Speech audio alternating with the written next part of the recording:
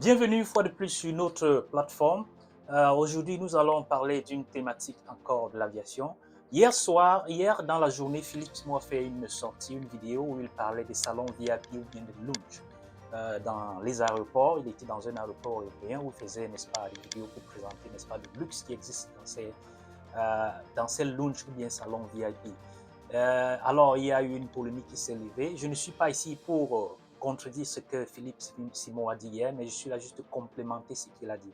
Alors, il y a des gens qui se demandaient si c'est le gouvernement ou bien si c'est le privé qui peut investir dans ce genre d'infrastructures aéroportuaires. Alors, ici, je vais essayer d'éclairer l'opinion publique et apporter mon point de vue et mon humble avis.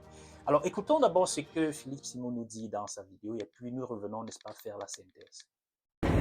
J'ai posté une vidéo tout à l'heure dans laquelle je montrais un salon VIP Air France à Paris en disant que malheureusement dans nos pays d'Afrique francophone, on n'a pas ce genre de salon. Même dans des aéroports neufs comme celui de Blaise Diagne au Sénégal, je trouve pour ma part que le salon VIP est une vraie déception.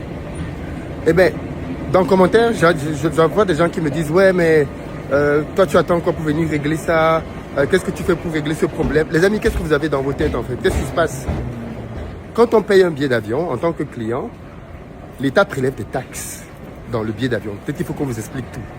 L'État prélève des taxes dans le billet d'avion. Et c'est avec l'argent de ces taxes que l'État doit financer la sécurité, les tarmacs, les salons VIP. C'est avec l'argent des billets d'avion et les taxes que l'État paye, que l'État prélève.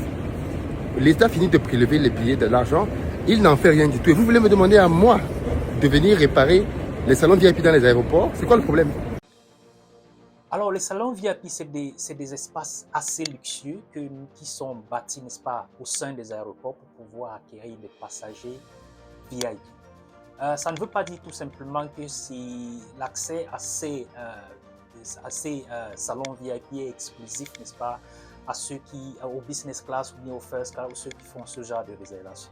Mais alors, il faut déjà savoir que ces salons-là ont été bâtis, conçus en première priorité pour satisfaire les clients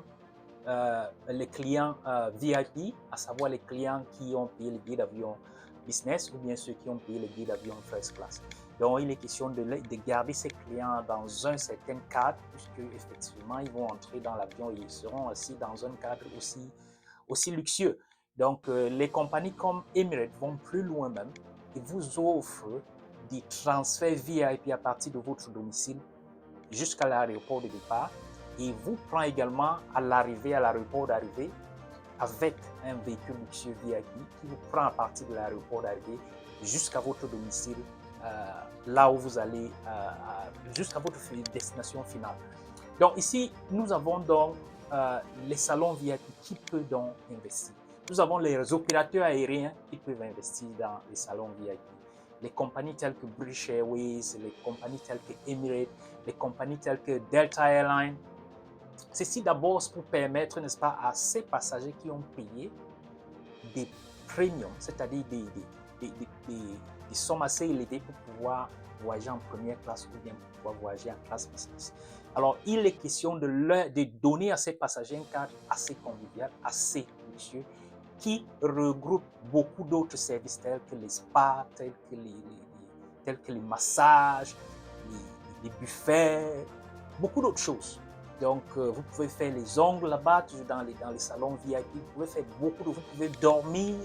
Il y a beaucoup de choses qui sont, n'est-ce pas, offertes dans ces lounges ou bien salons VIP. C'est des espaces assez confortables qui permettent, n'est-ce pas, aux clients VIP de se relaxer peut-être avant un long vol ou bien afin de pouvoir, n'est-ce pas, se rafraîchir avant de prendre le vol.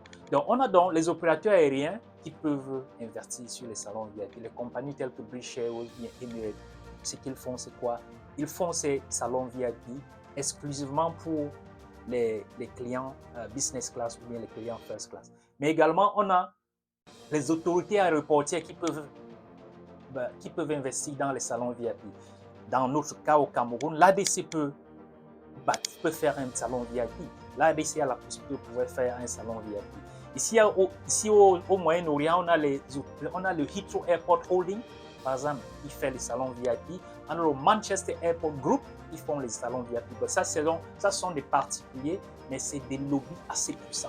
Donc, pour pouvoir, n'est-ce pas, établir les salons VIP en Europe ou bien aux États-Unis, il faut appartenir à ce genre de lobby très puissant. Il y a des investisseurs particuliers également qui peuvent faire des salons VIP. Les investisseurs indépendants qui se mettent peut-être en groupe pour pouvoir faire ces salons VIP. On a la Plaza Premium en Europe. Ici, là, on a la Aspire Lounge qui sont des salons VIP très reconnus. Et on a également les Swissport. Ce sont juste quelques exemples que je vous donne ici, là.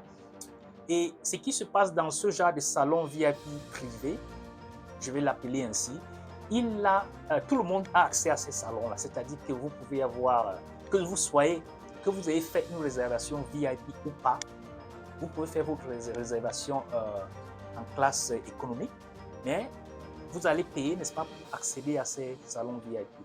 Donc, généralement, c'est ces salons VIP qui sont bâtis soit par les autorités aéroportières ou bien par les investisseurs indépendants tels que je venais de vous dire. Donc, n'importe qui peut aller à ces salons VIP. Là, ben, vous devez dépenser un peu d'argent pour y aller. Par contre, ceux qui prennent les business class ou bien les first class, la majorité de ces compagnies-là ont déjà des salons VIP réservés pour eux. Ils n'ont plus, pour la plupart des cas, ils n'ont plus besoin de débourser de l'argent pour pouvoir assister ou pour pouvoir aller dans ces salons VIP-là. Alors, pour couper court, les investisseurs indépendants peuvent, n'est-ce pas, investir dans les salons VIP. En Afrique, c'est encore vraiment vierge, tel que Philippe Simon le disait hier, c'est encore très vierge et c'est un domaine que nous pouvons, n'est-ce pas, conquérir.